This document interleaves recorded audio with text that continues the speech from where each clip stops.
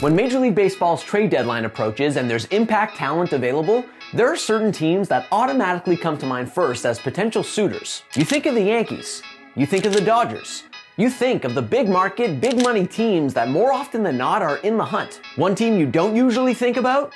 The Milwaukee Brewers. But in the summer of 2008, in an aggressive bid to end a historic playoff drought, the Brewers pulled off one of the most memorable midseason deals in recent baseball history, acquiring a bona fide ace who put his new team on his back with one of the most dominant, electrifying stretches of pitching the game has ever seen.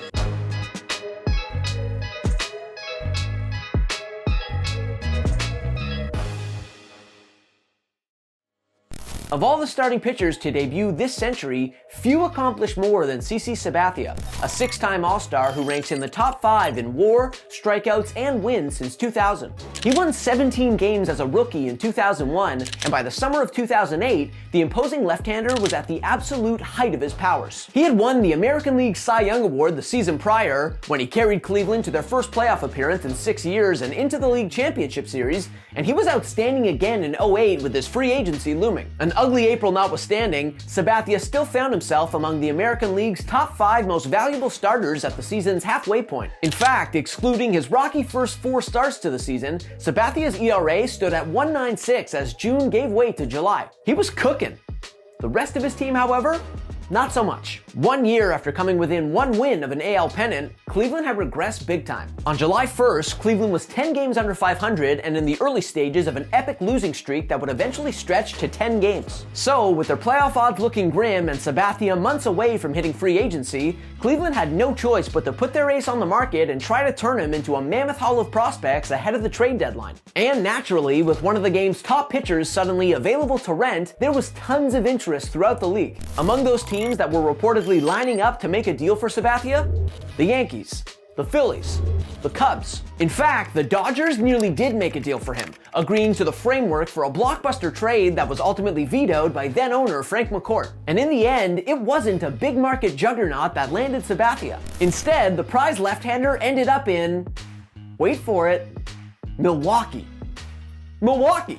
A small market franchise that hadn't been to the postseason since 1982. The Brewers hadn't even won 90 games since the early 90s. And while their 08 club was unquestionably more talented than most previous iterations of the team, 3 months into the season, the Brewers were playing at an 87-win pace. However, on account of their perpetual mediocrity, the Brewers did have a solid stable of prospects. And after 26 years without October baseball in Milwaukee, and with the Brewers on the periphery of the playoff hunt, general manager Doug Melvin decided to capital G go for it, making arguably the biggest midseason trade in franchise history. To pry Sabathia from Cleveland, Melvin gave up 4 young players, most significantly Matt Laporta, the 7th overall pick in the previous year's draft and already a top 30 prospect. But the package headed to Cleveland also included 2 minor league pitchers and a player to be named later, a player that turned out to be a 21-year-old outfielder named Michael Brantley.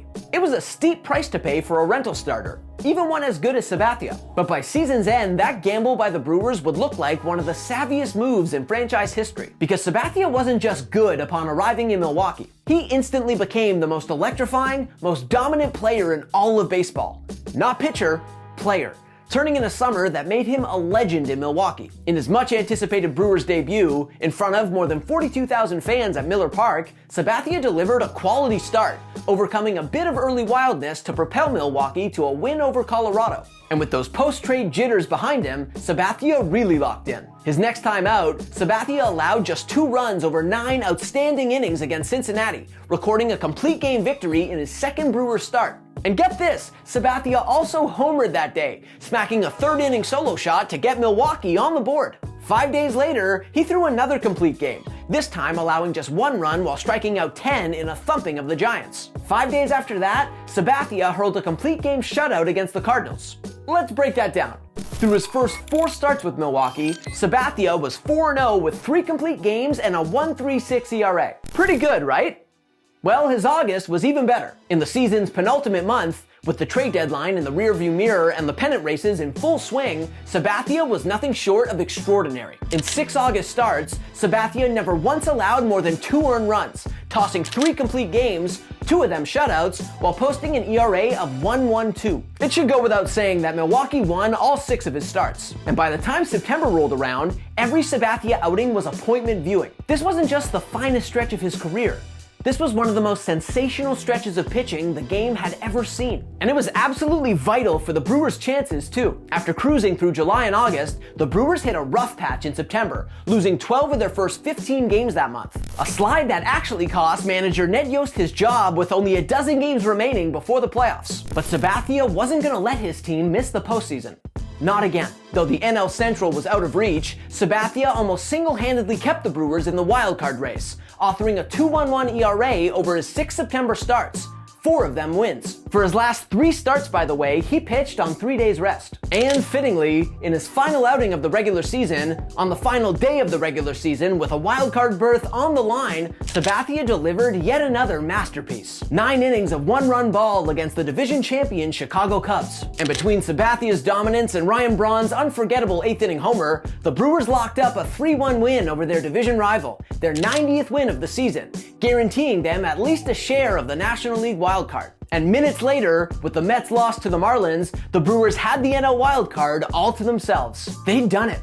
For the first time in 26 years, Milwaukee was heading to the playoffs. And with all due respect to Braun, Prince Fielder, and Ben Sheets, all of whom played like all-stars all season long, there was no question as to who was the key to Milwaukee's season. It was CC Sabathia, who became a franchise icon in only 2 months with the Brewers. In his 17 starts for Milwaukee, Sabathia recorded 7 complete games, including 3 shutouts, pitched to a 1.65 ERA, and averaged more than 7 2/3 innings per start. In fact, from his Brewers debut onward, Sabathia threw 18 more innings than any other pitcher in baseball, while also managing the lowest ERA and the lowest fielding independent pitching of any qualified starter. Milwaukee, by the way, won 14 of his 17 starts. It was, simply put, one of the most remarkable runs ever by a starter. And it wouldn't be a stretch to say that almost no other pitcher in the history of the game enjoyed such a strong start with a new team. In fact, Sabathia is one of just 2 pitchers ever to manage a sub-1.7 ERA while also recording 100 or more strikeouts in their first 17 games with the team. The other guy to do it?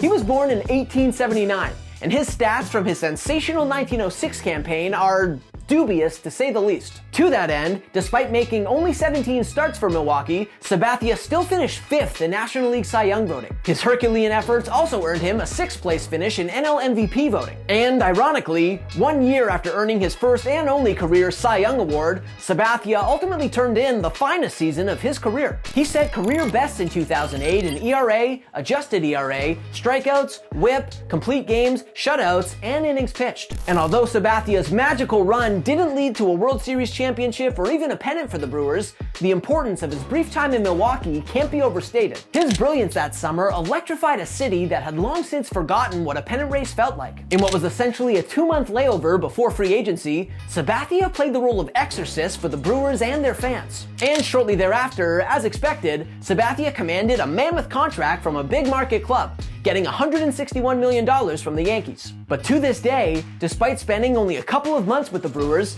Sabathia is revered in Milwaukee. He's a legend in that town, and deservedly so. Thanks for watching. If you like this video and want to see more content like this, hit that subscribe button.